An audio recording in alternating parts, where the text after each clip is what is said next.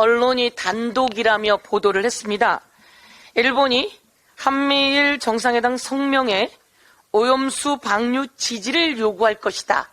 이렇게 한 언론이 보도를 했습니다. 대한민국 대통령에게 일본 기시다 총리가 오염수 방류를 지지해달라고 요구한다고 하니 참으로 기가 찰 노릇입니다. 도대체 대한민국 대통령이 얼마나 우스웠으면 대한민국 국민의 열의 9이 반대하는 원자력 발전소 방사능 오염수 방류를 국민이 다 반대하고 있는데 그것을 대한민국 대통령에게 지지해달라고 요청을 한다는 보도가 대한민국 언론에 크게 나왔으니 대한민국 대통령이 얼마나 일본에 우습게 보였는지 참 기가 찰 노릇입니다. 그러면서 일본 언론들은 이렇게 이야기를 합니다. 내년 총선을 앞둔 한국 윤석열 정권을 배려해 방류 시점 공표를 한미일 정상회의 뒤로 결정했다라고 일본의 요미우리, 아사히, NHK 등이 그렇게 보도했습니다. 윤석열 정권이 그리고 국힘당이 내년 총선에서 이길 수 있게 하려고 정상회의 뒤로 방류를 미뤘다라고 하는 일본 언론. 도대체 이 방류, 이런 언론 보도가 윤석열 정권에게 도움이 되는 모양이죠. 어쩌면 윤석열 정권이나 국힘이 이런 게 도움이 된다고 그렇게 해달라고 한 것은 아닌지 그럴 리는 없겠지만 참으로 기가 찰 노릇입니다. 윤석열 정권은 일본의 역사를 갖다 바치고 국익도 갖다 바치고 그리고 일본의 총선 배려를 받는 모습입니다. 참으로 망신스러운 이야기입니다. 우리 정부는 이렇게 이야기합니다. 방류 시기는 일본이 결정에 책임질 사안이며 지지 표명도 어렵다는 입장입니다.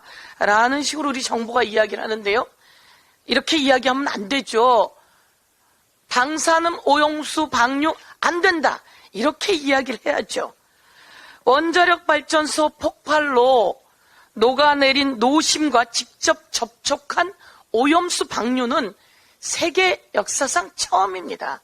이렇게 폭발로 녹아버린 노심과 직접 접촉한 오염수는 60가지 이상의 방사능 핵종이 있습니다.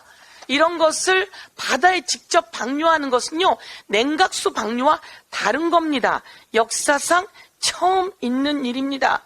호주, 뉴질랜드, 파푸아니기아 등 태평양 도서국 모두 다 반대하고 있습니다. 대한민국이 안 된다 이렇게 이야기를 해야 합니다. 일본의 언론도 이렇게 이야기했습니다.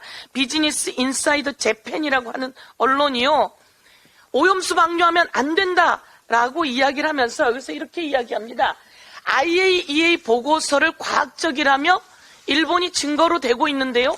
IAEA 보고서에는 IAEA는 처리수의 해양 방류를 승인하지 않았다. 이렇게 그들이 이야기하고 있습니다. 그래서 제가 다시 한번 IAEA 보고서를 다시 한번 훑어봤습니다. 그랬더니 사무총장이 인사말에 이렇게 이야기하고 있습니다.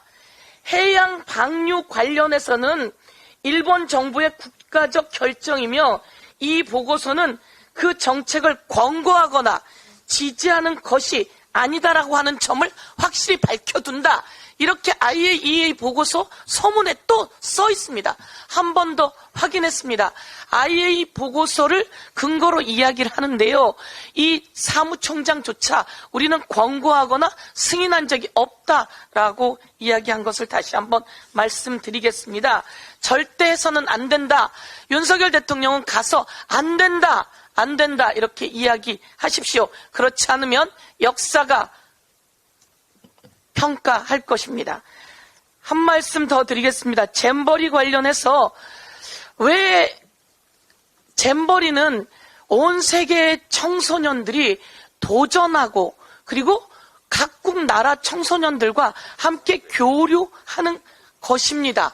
이 교류하는 장에 그들을 숲속에 그리고 현장에 텐트 치고 그리고 야영하게 하는 그런 훈련들입니다. 그런데 왜 이렇게 쉬운 잼버리가 이렇게 어려운 일이 되었을까요? 그리고 온 세계가 문제가 있다고 지탄을 보내고 있는데 그 시작을 제가 말씀드리겠습니다. 잼버리가 시작되었습니다. 그 자리에 대통령 내외가 가기 시작했습니다.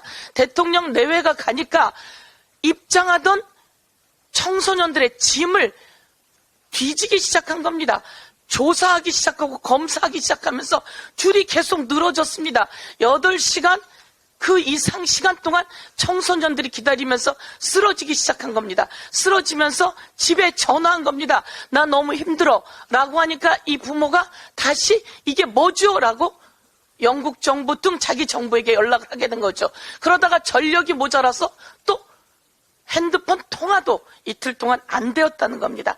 그러면서 각국의 부모들이 문제 제기하고 이 문제가 세상에 커지게 된 겁니다. 시작은 대통령 내외가 그 현장에 갔을 때부터 시작되었던 것이라고 하는 것을 다시 한번 말씀드리면서, 아니 사고는 정부가 치고 그리고 BTS를 소환합니까? 그리고 K-팝을 소환합니까? 그리고 망신은 국민의 몫입니까?